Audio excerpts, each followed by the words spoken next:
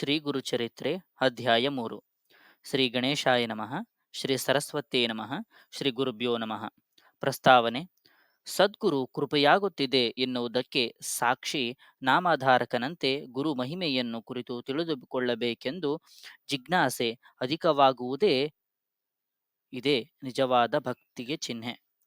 3-4ನೇ ಅಧ್ಯಾಯಗಳು ಇದನ್ನೇ ವಿವರಿಸುತ್ತವೆ.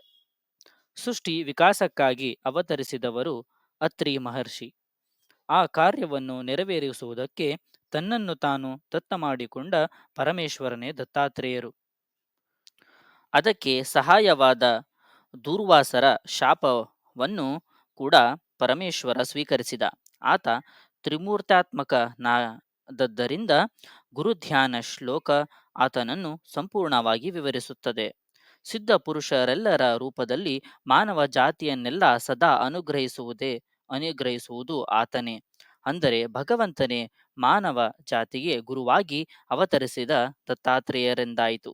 ಅದಕ್ಕೆ ದತ್ತಾವತಾರಗಳಾದ ಶ್ರೀ ಪಾದ ಶ್ರೀವಲ್ಲಭರು, ನೃಸಿಂಹ ಸರಸ್ವತಿ, ಮಾಣಿಕ್ಯಪ್ರಭು, ಅಕ್ಕಲ್ಕೋಟ್ ಸ್ವಾಮಿ, ಶಿರ್ಡಿ ಸಾಯಿಬಾಬರಂತಹ ಸದ್ಗುರುಗಳಿಗೆ ಸ್ಕಾಂದ ಪುರಾಣಾಂತರ್ಗತವಾದ ಗುರುಗೀತೆಯಲ್ಲಿ ಲಿನ ಶ್ಲೋಕಗಳು ಯಥಾವತ್ತಾಗಿ ಸರಿಹೋಗುತ್ತವೆ. ಅಂತಹವರನ್ನೇ ಮುಮುಕ್ಷುಗಳು ಆಶ್ರಯಿಸಬೇಕೆಂದು ಇತರರದು ಭಗವದ್ಗೀತೆ 4:34ರಲ್ಲಿ ಶ್ರೀಕೃಷ್ಣ ಆದೇಶಿಸಿದ್ದಾನೆ. ಮುಮುಕ್ಷುವು ಇಂತಹ ದತ್ತಾವತಾರ ಚರಿತ್ರೆಗಳನ್ನು, ಬೋಧನೆಗಳನ್ನು ಶ್ರದ್ಧೆಯಿಂದ ಪಾರಾಯಣ, ಶ್ರವಣಾದಿಗಳನ್ನು ಮಾಡಿ ಶ್ರೀ ಗುರು ದತ್ತಾನುಗ್ರಹಕ್ಕೆ ಪಾತ್ರನಾಗಬೇಕು. ಆಗಲೇ ಸರಿಯಾದ ರೀತಿಯಲ್ಲಿ ಗುರುವಿನ ಅನುಗ್ರಹ ಪ್ರಾಪ್ತಿಯಾಗುತ್ತದೆ. ಅದಕ್ಕೆ ಸಾಯಿನಾಥರು ತನ್ನ ಭಕ್ತನಾದ ಶುಕಾಭಾವುನಿಂದ ಶ್ರೀ ಗುರುಚರಿತ್ರೆ 108 ಸಲ ಪಾರಾಯಣ ಮಾಡಿಸಿದರು. ನಂತರವೇ ಅವನು ಪೂರ್ಣ ದತ್ತಾವತಾರವಾದ ಸಾಯಿನಾಥರ ಅನುಗ್ರಹಕ್ಕೆ ಪಾತ್ರನಾದ. ಕಥಾರಂಭ. ನಾಮಾಧಾರಕ ನಮಸ್ಕಾರ ಮಾಡಿ, ಹೋ ಸಿದ್ಧಮುನಿ, ನೀವು ನನ್ನ ಸಂದೇಹಗಳನ್ನೆಲ್ಲ ದೂರ ಮಾಡಿದಿರಿ. ನನಗೆ ಗುರುವಿನ ಯಥಾರ್ಥ ತತ್ವ ತಿಳಿಯಿತು. ನಿಮಗೆ ಜಯವಾಗಲಿ. ನಿಮ್ಮ ನಿವಾಸವೆಲ್ಲಿ?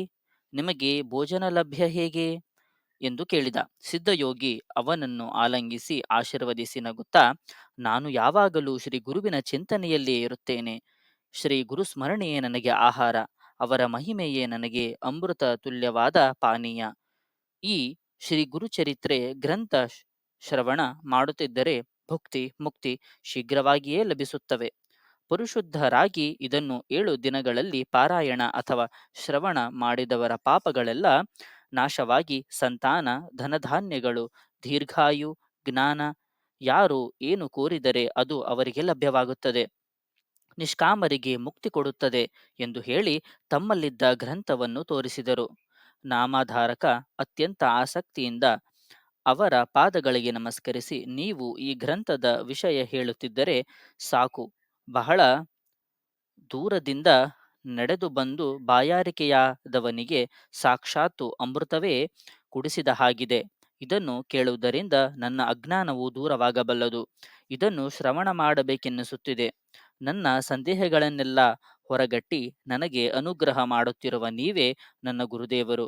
ನನ್ನನ್ನು ಅನುಗ್ರಹಿಸಿ ಎಂದು ಬೇಡಿಕೊಂಡನು. ಸಿದ್ಧಮುನಿ ಸಂತೋಷಪಟ್ಟು ಅಭಯವಿತ್ತು ಅವನ ಕೈ ಹಿಡಿದುಕೊಂಡು ಹಿಂದೆ ಶ್ರೀ ಗುರುವು ಪಾವನ ಮಾಡಿದ ಅಶ್ವತ್ಥ ವೃಕ್ಷದ ಹತ್ತಿರಕ್ಕೆ ಕರೆದುಕೊಂಡು ಹೋದರು. ನಾಮಧಾರಕನನ್ನು ಅದರ ಕೆಳಗೆ ತಮಗೆ ಹತ್ತಿರದಲ್ಲಿ ಕೂಡಿಸಿಕೊಂಡು ಹೀಗೆ ಹೇಳಿದರು, ಮಗು, ಅಜ್ಞಾನದಿಂದಾಗಿ ನಿನಗೆ ಶ್ರೀ ಗುರುವರನಲ್ಲಿ ದೃಢಭಕ್ತಿ ಹುಟ್ಟಲಿಲ್ಲ. ಆತನನ್ನು ಸಂದೇಹಿಸಿದ್ದರಿಂದಲೇ ನಿನಗಿಷ್ಟು ಕಷ್ಟಗಳುಂಟಾದವು. ಸದಾಚಾರ ಸಂಪನ್ನನಾದ ಶ್ರೀ ಗುರುವನ್ನು ಪೂರ್ಣವಾಗಿ ಭಕ್ತಿಯಿಂದ ವಿಶ್ವಾಸವಿಟ್ಟು ಸೇವೆ ಮಾಡಬಲ್ಲವರಿಗೆ ಅವರ ನಿಜತತ್ವ ಅರ್ಥವಾಗುತ್ತದೆ. ಅಂತಹವರಿಗೆ ಕಷ್ಟಗಳೆಲ್ಲ ದೂರವಾಗಿ ಅಭೀಷ್ಟಗಳು ನೆರವೇರುತ್ತವೆ. ನಿಜವಾದ ಸದ್ಗುರುವು ಸ್ವಪರ ಭೇದವಿಲ್ಲದೆ ಯಾರಲ್ಲೂ ಎಲ್ಲರಲ್ಲೂ ಅಪಾರವಾದ ದಯೆ ವರ್ಷಿಸುತ್ತಾರೆ. ನೀರು ಎತ್ತರದ ಪ್ರಾಂತದಲ್ಲಿ ನಿಲ್ಲಲಾರದ ಹಾಗೆ ಡಾಂಬಿಕರಿಗೆ ಆತನ ಕೃಪೆ ಲಭಿಸುವುದಿಲ್ಲ. ಗುರುವಿಗೆ ಸರಿಸಾಟಿಯಾದದ್ದು ಯಾವುದೂ ಇಲ್ಲ. ಕಲ್ಪವೃಕ್ಷ ಚಿಂತಾಮಣಿಗಳು ತಾವು ಕೋರಿದ್ದನ್ನು ಮಾತ್ರ ಪ್ರಸಾದಿಸಬಲ್ಲವು. ಆದರೆ ಗುರುವು ನಾವು ಕೋರದೇ ಇರುವುದನ್ನೂ ಕೂಡ ಪ್ರಸಾದಿಸುತ್ತಾರೆ. ಅವರು ಸ್ಪರ್ಶ ಅವರು ಸ್ಪರ್ಶ ದೀಕ್ಷೆಯಿಂದಲೇ ನಮಗೆ ಪ್ರಪಂಚವನ್ನೆಲ್ಲ ಬ್ರಹ್ಮಮಯವಾಗಿ ದರ್ಶನ ಮಾಡಿಸುತ್ತಾರೆ. ಆತನನ್ನು ಶಂಕಿಸುವವರನ್ನು ಆತನೇನು ಮಾಡಬಲ್ಲರು? ತನ್ನನ್ನು ಸಂಪೂರ್ಣ ವಿಶ್ವಾಸದಿಂದ ಸೇವಿಸುವವರಿಗೆ ಅವರ ಹಿಂದೆಯೇ ಇದ್ದು ಕಾಪಾಡುವುದೇ ಆತನ ಧರ್ಮ. ಆದರೆ ಪಾಮರರಿಗೆ ಕಷ್ಟಗಳು ಎದುರಾದಾಗ ಯಾರೋ ಹೇಳಿದರೆಂದು ಆತನನ್ನು ಸೇವಿಸುತ್ತಾರೆ ಹೊರತು ಶ್ರದ್ಧೆ ವಿಶ್ವಾಸಗಳಿಂದ ಸರಿಯಾದ ಪದ್ಧತಿಯಲ್ಲಿ ಸೇವೆ ಮಾಡುವುದಿಲ್ಲ. ಆದ್ದರಿಂದಲೇ ಕೆಲವರ ಅಭೀಷ್ಟಗಳು ನೆರವೇರುವುದಿಲ್ಲ. ಆಗ ಅಂತಹವರು ಗುರುವು ತಮಗೇನು ಮಾಡಲಿಲ್ಲವೆಂದು ಆತನ ನಿಂದನೆ ಮಾಡುತ್ತಾರೆ. ನಾಮಧಾರಕನು ಅವರಿಗೆ ನಮಸ್ಕರಿಸಿ, ಸ್ವಾಮಿ, ನನಗೆ ಶ್ರೀ ಗುರುವಿನ ಲೀಲೆಗಳನ್ನು ಶ್ರವಣ ಮಾಡಿಸಿ ಕೃತಾರ್ಥನನ್ನಾಗಿ ಮಾಡಿ. ಶ್ರೀ ಗುರುವು ತ್ರಿಮೂರ್ತ್ಯಾತ್ಮಕವಾದ ಭಗವಂತನೆಂದು ಹೇಳಿದಿರಲ್ಲವೇ? ಅವರು ಹಾಗೆ ಏತಕ್ಕೆ ಅವತರಿಸಿದರೋ ಅದನ್ನು ಕೃಪೆ ಮಾಡಿ ಹೇಳಿ ಎಂದು ಕೇಳಿಕೊಂಡನು.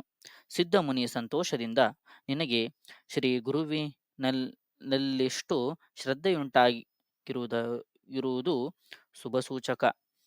ಇದುವರೆಗೆ ಶ್ರೀ ಗುರುವಿನ ಲೀಲೆಗಳನ್ನು ಕುರಿತು ಇಷ್ಟು ಪ್ರೀತಿಯಿಂದ ಯಾರೂ ಕೇಳಲಿಲ್ಲ. ಮುಮುಕ್ಷುಗಳಿಗೆ ಮಾತ್ರವೇ ಇಂತಹ ಅಭಿರುಚಿ ಉಂಟಾಗುತ್ತದೆ. ನಿನಗೆ ತಪ್ಪದೆ ಪುರುಷಾರ್ಥಗಳು ಸಿದ್ಧಿಸುತ್ತವೆ. ನಿನ್ನ ಶ್ರದ್ಧೆ ನನಗೆ ಬಹಳ ಆನಂದವನ್ನುಂಟು ಮಾಡುತ್ತಿದೆ. ನೀನು ಕೇಳಿದ್ದನ್ನು ಹೇಳುತ್ತೇನೆ, ಶ್ರದ್ಧೆಯಿಂದ ಕೇಳು.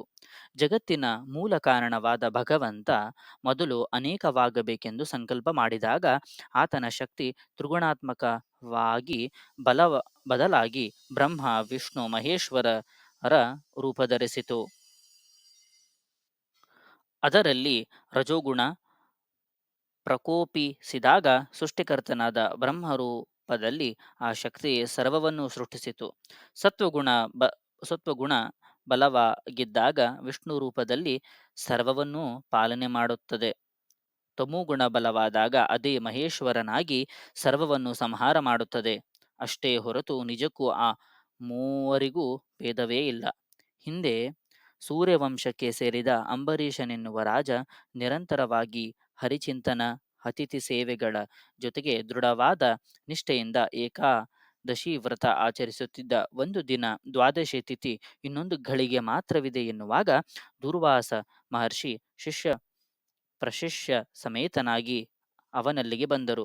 ಅಂಬರೀಷ ಅವರನ್ನು ಪೂಜಿಸಿ ಶೀಘ್ರವಾಗಿ ಅನುಷ್ಠಾನ ಪೂರ್ತಿ ಮಾಡಿಕೊಂಡು ಊಟಕ್ಕೆ ಬರಬೇಕೆಂದು ಪ್ರಾರ್ಥಿಸಿದ. ಆಗ ಆ ಮಹರ್ಷಿ ಸ್ನಾನಕ್ಕೆಂದು ನದಿಗೆ ಹೋಗಿ ಪಾರಣ ಸಮಯ ಮೀರಿ ಹೋಗುತ್ತಿದ್ದರೂ ಬರದೆ ಆಲಸ್ಯ ಮಾಡಿದರು. ತಿಥಿ ಮೀರಿ ಹೋದರೆ ಅಂಬರೀಷನಿಗೆ ವ್ರತಭಂಗವಾಗುತ್ತದೆ. ಹಾಗೆಂದು ಆತನು ಊಟ ಮಾಡಿದರೆ ಅತಿಥಿಯನ್ನು ಅಲಕ್ಷ್ಯ ಮಾಡಿದಂತಾಗುತ್ತದೆ. ಅದಕ್ಕೆಂದು ಆತ ಆ ಎರಡನ್ನೂ ಪರಿರಕ್ಷಣೆ ಮಾಡಿಕೊಳ್ಳಲು ಸ್ವಲ್ಪ ತೀರ್ಥ ಮಾತ್ರ ಕುಡಿದನು. ಇಷ್ಟರಲ್ಲಿ ದೂರ್ವಾಸ ಮಹರ್ಷಿ ಬಂದು ಕೋಪ ಮಾಡಿಕೊಂಡು, ರಾಜ, ನೀನು ನಾನಾ ಯೋನಿಗಳಲ್ಲಿ ಜನ್ಮ ತಾಳುವವನಾಗು ಎಂದು ಶಪಿಸಿದರು.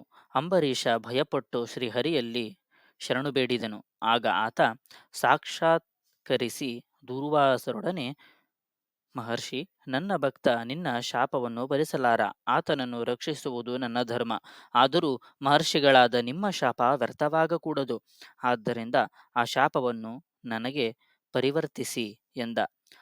ಹಾಗಲಾದರೂ ಶ್ರೀಹರಿ ಮತ್ತೆ ಮತ್ತೆ ಅವತಾರ ಮಾಡುತ್ತಾ ಲೋಕೋಪಕಾರ ಮಾಡಬಲ್ಲನೆಂದು ಯೋಚಿಸಿ ಸಂತೋಷಪಟ್ಟು ದೂರ್ವಾಸರು, ವಿಶ್ವಾತ್ಮ, ನಿಮ್ಮನ್ನು ಕುರಿತು ತಪಸ್ಸು ಮಾಡುತ್ತಿರುವ ಯೋಗಿಗಳಿಗೆ ಪ್ರತ್ಯಕ್ಷ ದರ್ಶನ ಕೊಡುವುದಕ್ಕೆ, ಜಂತು ಯೋನಿಗಳಲ್ಲಿ ಜನ್ಮಿಸಿದ ಪಾಪಿಗಳನ್ನು ಉದ್ಧರಿಸುವುದಕ್ಕೆ ನೀವು ಭೂಲೋಕಕ್ಕೆ ಯಾವಾಗಲೂ ಅವತರಿಸುತ್ತಾ ಇರಿ ಎಂದರು. ಅದರಿಂದಲೇ ವಿಷ್ಣುವು ಮತ್ಸ್ಯಾದಿ ಅವತಾರಗಳನ್ನೆತ್ತಿದನು. ಆ ಅವತಾರಗಳಲ್ಲಿ ಕೆಲವು ಗುಪ್ತವಾಗಿದ್ದು ಉತ್ತಮರಾದ ತಪಸ್ವಿಗಳಿಗೆ ಮಾತ್ರವೇ ತಿಳಿದುಕೊಳ್ಳಲು ಸಾಧ್ಯವಾಗುತ್ತದೆ. ಇಂತಹ ಅವತಾರಗಳಲ್ಲಿ ಒಂದು ದತ್ತಾತ್ರೇಯರು. ಈತ ಅತ್ರಿ ಅನಸೂಯರಿಗೆ ಜನಿಸಿದರು. ಶ್ರೀ ದತ್ತಾಯ ಗುರವೇ ನಮಃ. ಶ್ರೀ ಶ್ರೀಪಾದ ಶ್ರೀ ವಲ್ಲಭಾಯ ನಮಃ. ಶ್ರೀ ನೃಸಿಂಹ ಸರಸ್ವತಿಯೇ ನಮಃ.